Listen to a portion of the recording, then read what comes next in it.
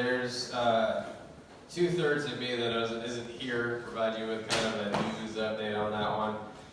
You can kind of hear that I've still got some sinus inflammation and that kind of thing, but right after I started feeling better, all of a sudden the next day Jack woke up with a cough, and it just kind of went from there.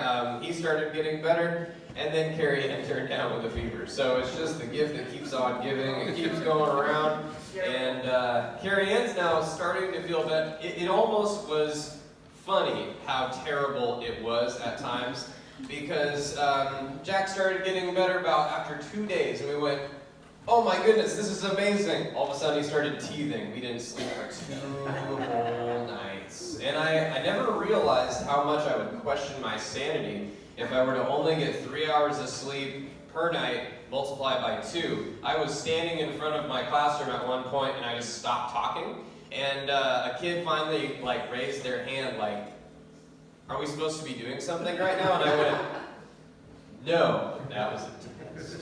And I didn't know where I was half the time. It was really funny how that worked out. It's amazing how terrible things can get, and how you really appreciate how great it is to have a baby that actually sleeps.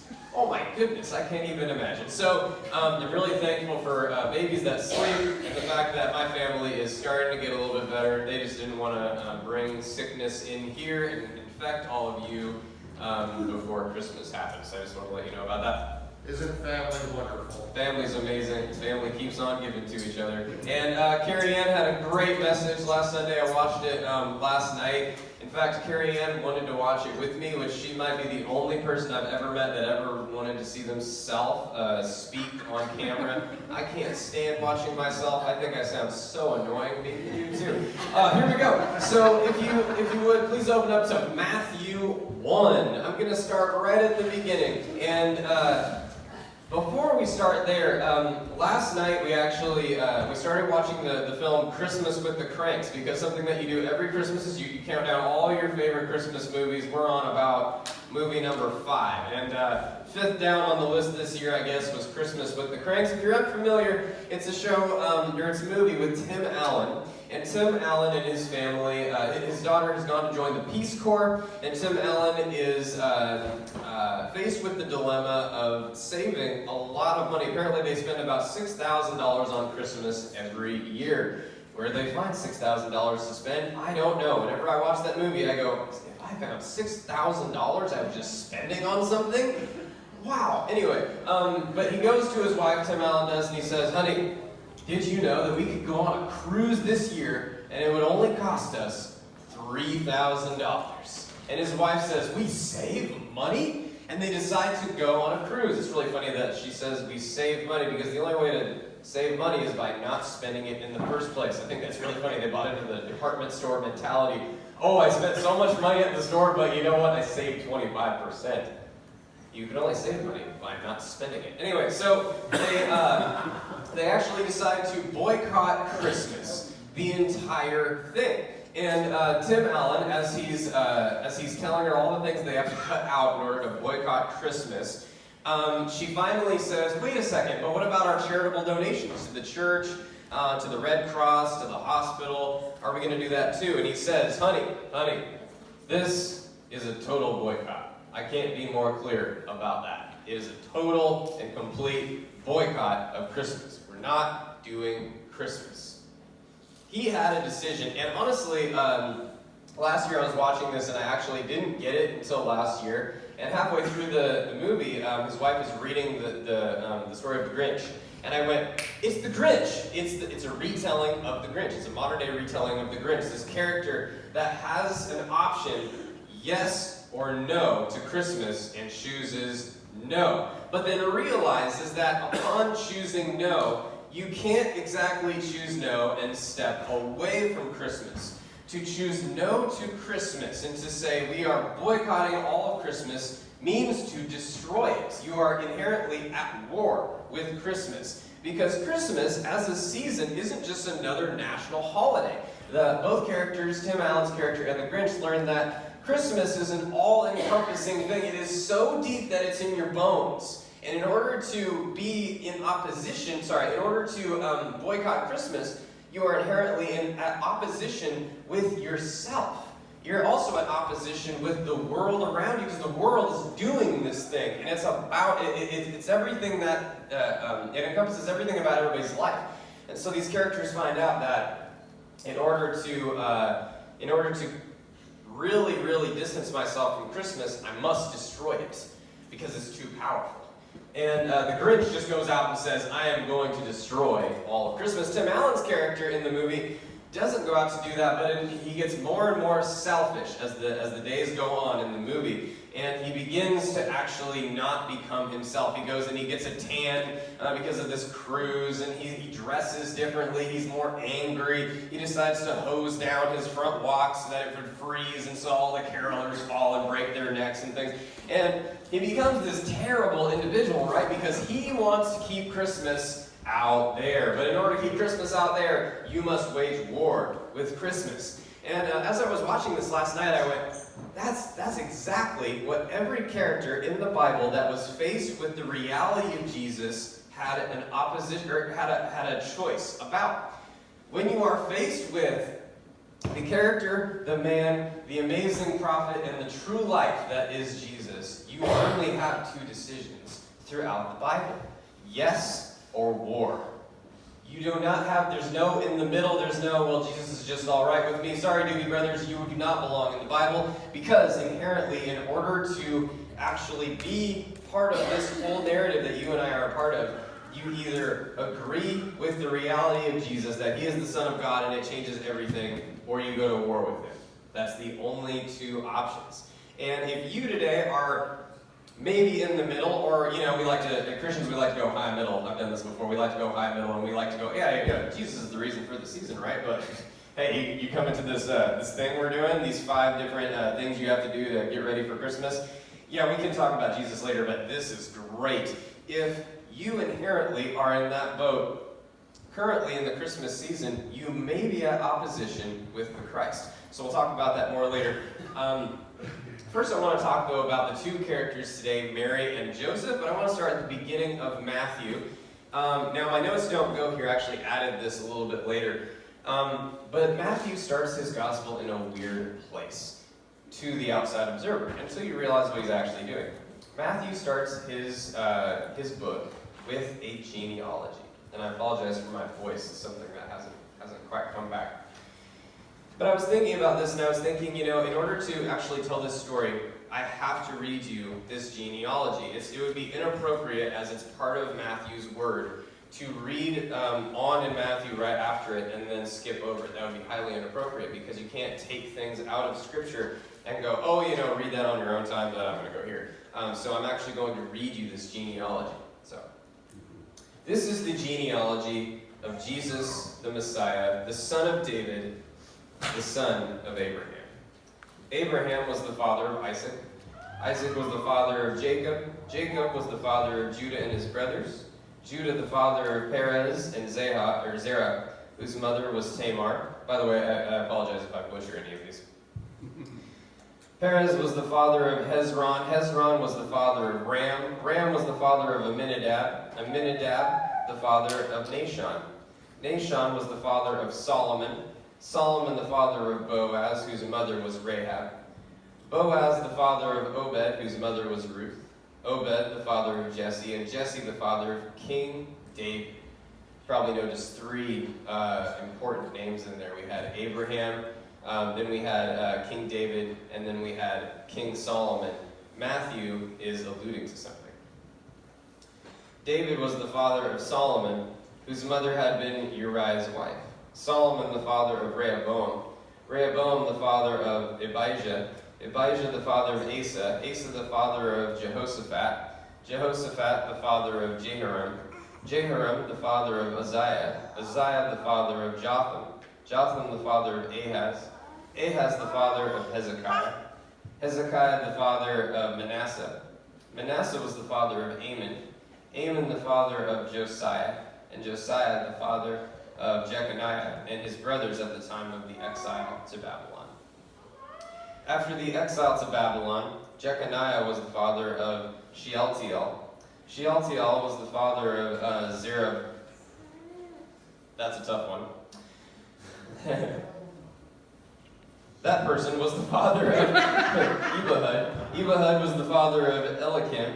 Eliakim the father of Azor. Azor the father of Zadok. Zadok the father of Achim. Achim the father of Elihud. Elihud the father of Eleazar. Eleazar the father of Mathan. Mathan the father of Jacob. And Jacob the father of Joseph, the husband of Mary. And Mary was the mother of Jesus, who was called the Messiah. I found it really interesting that Matthew starts his gospel like this. And I've never heard anyone start a sermon like this either. And I've always wondered to myself, why? Is it because we don't want to be bored? Is it because that was uncomfortable for you? Now, it could have been, but I think it's something different. I think we're actually missing something. So, in Genesis, think of how Genesis starts. I won't go all the way back there, but think about how Genesis starts. Genesis starts with God the being posing a question for us. He refers to everyone as us. Let us do this. Let us do that. And in the beginning, he decides to say, let there be light. I think that's really interesting because Jesus is called the light of the world. Why does he start with light? Why doesn't he separate the waters? Why doesn't he start creating stuff? He can start creating stuff. He's God, for crying out loud. Everything can see if he wants it to see. But instead of doing anything else, he decides to create light. He says, let there be light. Genesis starts, in my opinion, in the exact place that Matthew starts. There's been about 480 years between the telling of the coming of Christ. There's been a lot of wandering. There's been an exile to Babylon. There's been a lot of generations. You just heard most of them. Sorry, I have to cough. Still relieving all this stuff in here. There's been so many things happen between the telling of the coming of Christ and Christ actually showing up that Matthew actually has to start and take a piece of Genesis and go, see how Genesis started with let there be light? See how God put these two beings, Adam and Eve, in this garden and said, you have two choices, Adam and Eve. You can choose me, or you can choose the tree that's growing in this garden. If you choose the tree that's growing in this garden, you and I can never be together ever again. I will need to make it right. What's your choice? Adam and Eve first chose God. Everything was good. Then Adam and Eve made their choice, and they chose to be in opposition to the one true God. They decided to do something, the one thing that God did not want them to do. God gives you the choice. God gives you the choice. Do you serve me, or are you in opposition to me? And he knows that opposition is not going to be good for us. He knows that eventually he will win that war. He's already won the war, and he's coming back again to claim victory. But he still gives us the choice. And Adam and Eve chose poorly.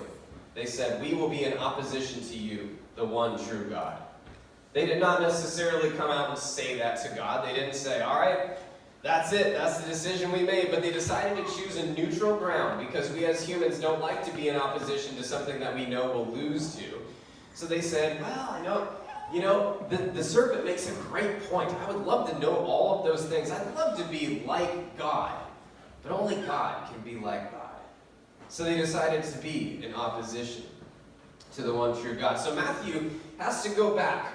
And he has to say, look, there's been a Messiah. He's been prophesied, I know, almost 500 years ago. It's been a long time. There's been a lot go down since that point in history.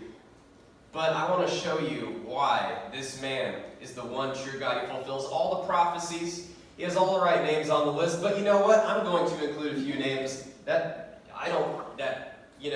if someone else were writing this gospel as a propaganda machine, I wouldn't have included Solomon. I would not have included Solomon at all. You know why? Solomon was a very wise man. We actually did a sermon series on him. But Solomon also decided that in order to control his domain, in order to truly be wise in everybody's eyes, he would marry one queen from every kingdom that he wanted to be friends with, which was inherently Solomon's downfall. I would not have included Solomon. King David, it says, it's prophesied in Isaiah that Jesus will come from the line of King David. Why? You kind of wonder, why does God use something like King David, a man who actually a man who actually, he took a wife that was actually another man's wife. He then had that man put to death. Why would you have someone like that in the genealogy of the one true God? There are prostitutes in the genealogy of the one true God. There are characters in here that actually make Matthew put them in, because Matthew wants to show you that not only is Jesus true, he's the one true God, but Jesus can seek and save the lost no matter what we do to mess it up. Jesus can redeem. And Jesus can redeem through very interesting characters that have no reason being someone that is his prophet, has no reason, it shouldn't be actually part of the line, should have screwed the whole thing up, but there they are, and Jesus came through them. That gives me hope about myself, that Jesus can redeem someone else, at least one person, through the messed up guy that is Geoff Barrett. That gives me hope. And I think Matthew wanted to give you that hope today. But Matthew also talks about the decision that was posed to Joseph. So in verse 18, it goes here. This is how the birth of Jesus, the Messiah, came about. His mother Mary was pledged to be married to Joseph, but before they came together, she was found to be pregnant through the Holy Spirit. Because Joseph, her husband, was faithful to the law, and yet did not want to expose her to public disgrace, he had in mind to divorce her quietly. Whenever I read this, I always think to myself, man, Joseph was such a great guy. If you actually read the law and what you should do if this ever happens to you as a husband in the Bible, putting her to death is actually putting it a nice way. You have the option also to ridicule and shame this lady and to kick her out to where she actually starves to death outside the community. There really is no precedent for a man going, you know what, I'm just going to divorce her quietly. It never happened. I'll say it was me. Because if there is a divorce like this, usually it's the man getting cold feet at this time period. And so Joseph kind of plays it off and says, you know what, I got cold feet, and if she gives birth, hey, maybe it was mine, they don't know. He actually is going to make it way better for her than is granted in her rights in the law back in this time period. So Joseph is a great guy. He's a great guy. But he decides to go ahead and divorce her quietly. Verse 20, but after he had considered this, an angel of the Lord appeared to him in a dream and said, Joseph, son of David, do not be afraid to take Mary home as your wife, because what is conceived in her is from the Holy Spirit. She will give birth to a son, and you are to give him the name Jesus, because he will save all people from their sins. The angel comes to Joseph and gives him the classic question of history. Do you choose to take both this mother but also her son? Because this is the Messiah. This is the one that's been prophesied. We've been waiting hundreds of years for, Joseph. Is this what you choose? Or will you divorce her quietly? If you choose to divorce her quietly, you are declaring war on the one true God. I also like that Joseph, it doesn't really tell you what he said. Later it actually talks, in Luke, it actually talks about Mary's song when she finally decides, this is what I'm going to do. The Lord has come to me, that kind of thing, and she begins to sing a song.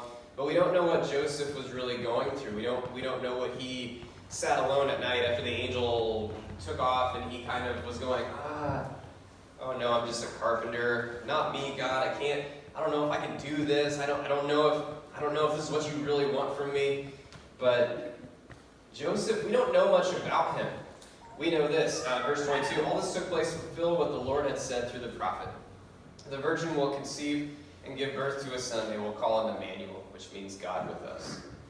When Joseph woke up, he did what the angel of the Lord had commanded him and took Mary home as his wife.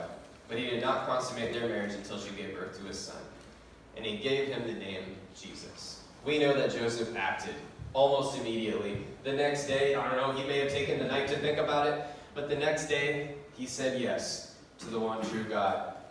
And he decided to go out and decided to name him Jesus, and the rest is history. Now, this theme doesn't just end here. It doesn't just start in Genesis and then get echoed in Matthew. Matthew wants to pose to you a question.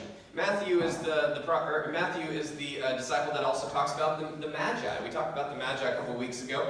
The Magi, when they came through to actually find Jesus, they came right to Herod. I don't know if you remember what they said. They actually said, hey, so we need to know where the king is because we want to worship him. They actually came to Herod thinking, this event should be so important to you that it is desperately obvious what is happening right now. Jesus, the one, is here. We've seen his star, and we want to come and worship him. They actually are a little bit surprised, if you read their language, they're actually a little bit kind of surprised that Herod has no clue what's going on. And then, as they realize Herod's paranoia, they go, oh, that's what's going on. They decide to actually go find Jesus, worship him, and then not tell Herod about it when they skip town. But I think it's really funny, and Matthew includes this in his gospel for a reason, that the Magi show up. They are heathens. They've been separated from the Jews. They are wise men, but that doesn't mean they're actually Jewish. They don't believe really any of this stuff, and they know that this is obvious. They choose to worship the one true God, and they say yes to God. But I think it's really weird that Herod, the Jew, does decide to wage war on the one true God. Isn't that really interesting that Herod does that? But Matthew includes that. Matthew's not done yet, though. All the way in Matthew 11, there's something different. So go all the way to Matthew 11. You're going to need to skip right quite a ways. And this is when Jesus is beginning his ministry. So 30 years go by. Now, as a kid, I definitely thought that everybody showed up at the same time. And as an adult, I realized that would be really overwhelming for a little newborn, to have all these magi showing up. And then, there's shepherds, and they show up and all that good. But, it was a long time in between those. But we're now past that. 30 years have gone by. And Jesus has started his ministry. I don't have these verses up. I apologize about that. This is kind of a departure. After Jesus had finished instructing his 12 disciples in verse 1, he went on from there to teach and preach at the towns of Galilee.